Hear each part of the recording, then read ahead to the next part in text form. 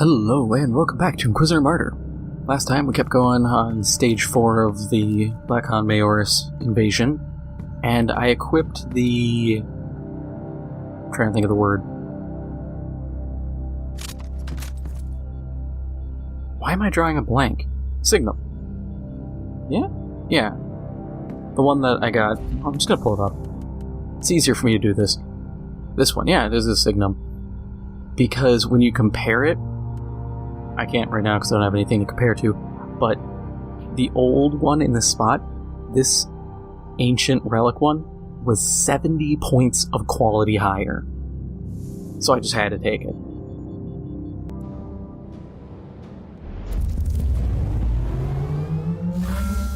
Tactical noospheric network online. Target has been barricaded behind a security door to avoid immediate extermination by hostiles. The door will be breached within a few Terran minutes. Violent intervention required to retrieve the subject alive. I just realized that this is a panic room. You know what? It's fine. These guys are weak. I have good weapons. I'm not that concerned. It's not against Tyranids. We're fine.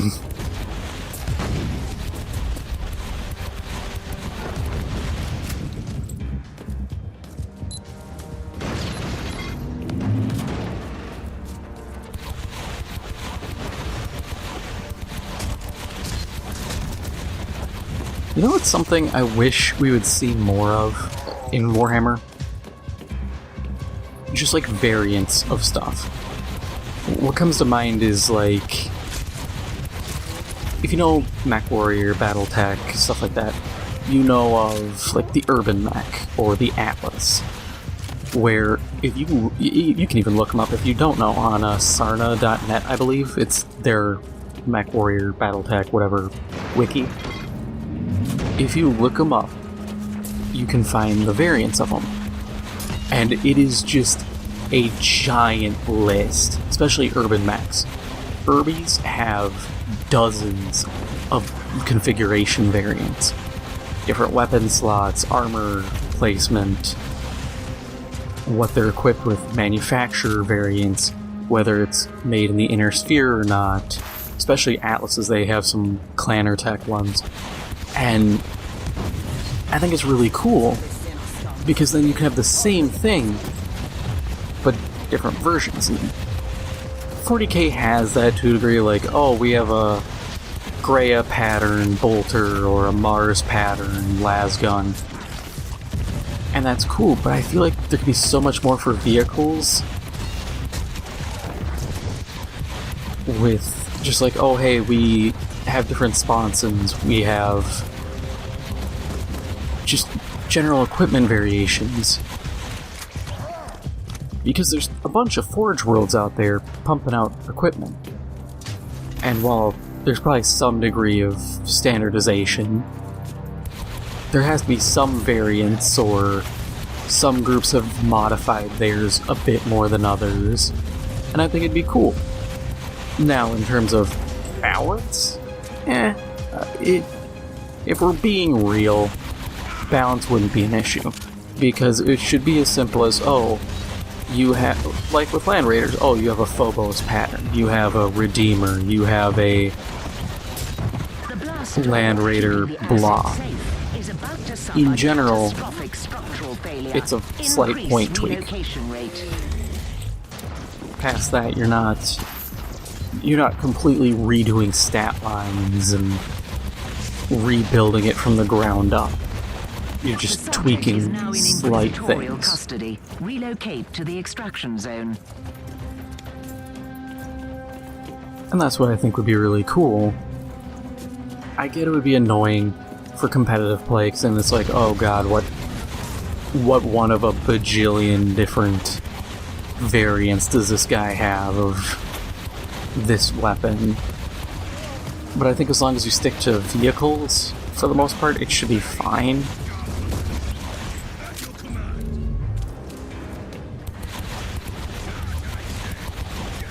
And I just think, from a lore perspective, it's always fun.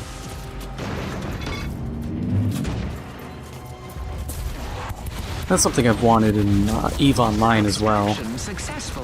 Blessed be the Deus Mechanicus. The asset is secure and being prepared for inquisitorial debriefing. End of log.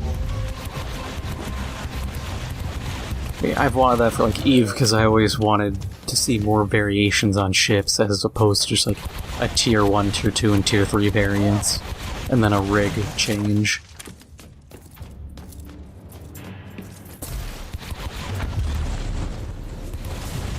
That stuff about EVE, that's a completely different... I could go on about that for a while.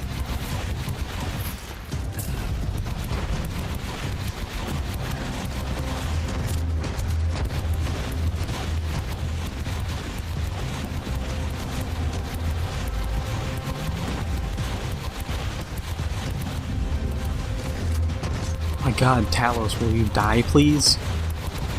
I'm doing more, suppression damage than I am damage. Loading. My las gun doing any better? Markedly so, okay. I'm just stupid and forget to use this thing. Yeah, because it sucks against people. Loading. That's why.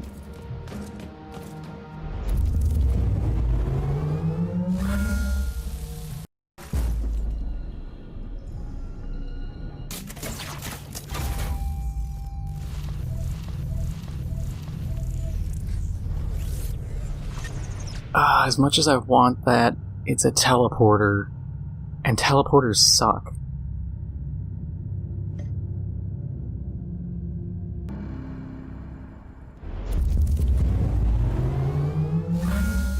Xenos, demons, heretics. Enact the Emperor's will and purge the universe of their taint. Let hatred be our shield, and their blood our salvation. Don't get me wrong, like, the teleporter can be useful, but I'm also not teleporting. I would rather have a scatter field, or digital weapons, or something that improves my combat efficiency over I can blink away. Since chances are, if I need to run, I'm probably going to die anyways, and I would rather do a fighting retreat as opposed to just a flat-out retreat.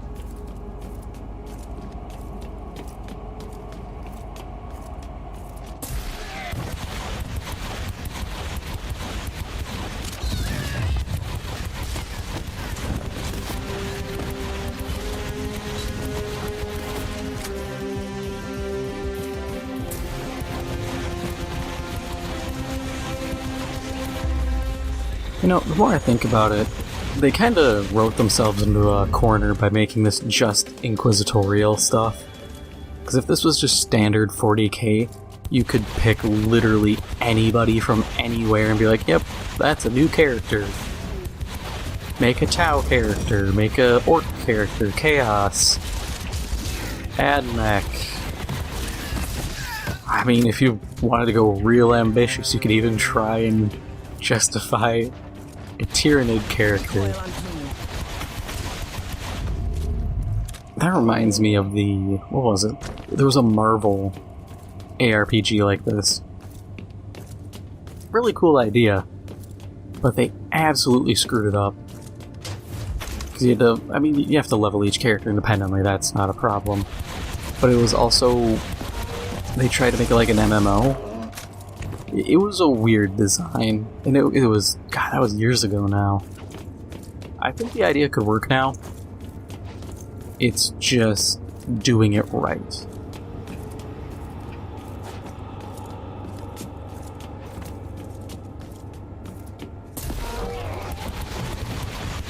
I would genuinely be interested in a game like that. It's just... you know, nobody makes them anymore. Or I'd love to play the Secret World, but... the Neo... no, not Neocore, Funcom? Yeah, Funcom. They're the ones who have it now, and they just do not care. Flat out, it is sad. I love that game. I love the setting. And they're just like, yeah, somebody straight up was like, hey, can we do a Kickstarter and make a pen and paper RPG based on Secret World? And they're like, yeah, sure, whatever, we're doing nothing with this. And then they bought more of the rights to Conan. And I was sitting there going, really? Like, Conan? I mean, I'm not a zoomer, but I'm not some old man with bad knees and a bad back. And I can tell you, not many people remember Conan the Barbarian. Like, yeah, people who remember the Arnold Schwarzenegger movie, which I believe... Did that also have James Earl Jones in it? I can't remember if that was the movie, but one of them also had James Earl Jones. He had long hair, it was weird. But, like, nobody remembers Conan. The only time people remember Conan is because of the MMO from a while back, or Conan Exiles, because you can just hang dong and run around on PC.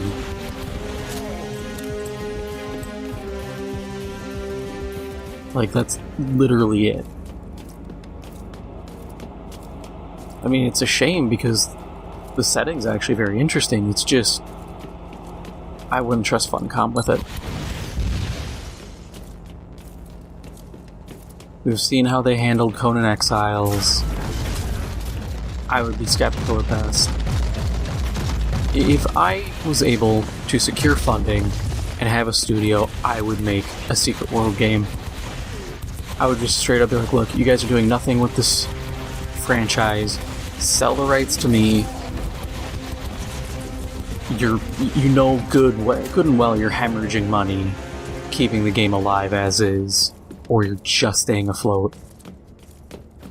If you're just staying afloat, that's going to eventually end.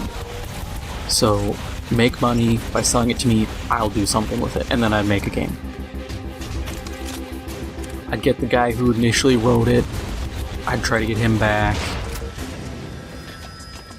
and I'd just try to do something with it. I think it's a good game, it's a good idea. Yeah, the standard MMO touch buttons to do abilities kind of deal is a bit dated. I think a more Borderlands, Destiny, looter shooter style works better now. So I'd probably run that, but I just feel like it could be used in some capacity.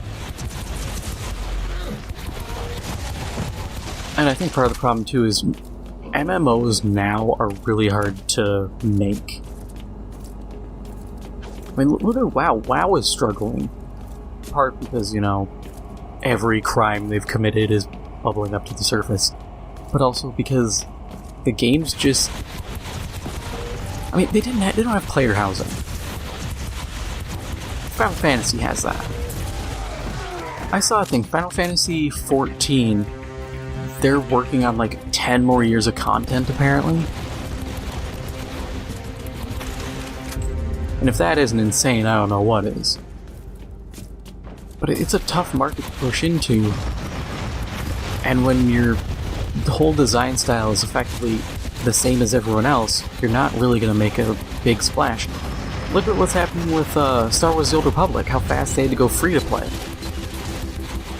Granted, I hated that game the second I saw it, because I played KOTOR and KOTOR 2, and then seeing Star Wars the WoW clone tilted me off the face of the planet.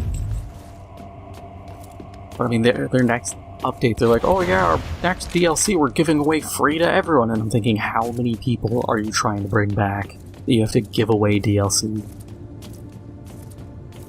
Doesn't look good. That's all I'm saying. You gotta diversify, you gotta try new markets. Looter shooters and games as a service aren't really going away. People just need to stop screwing them up.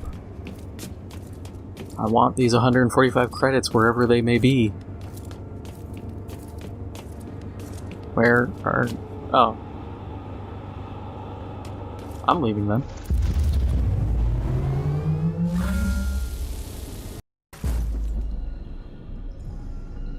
What's the reward?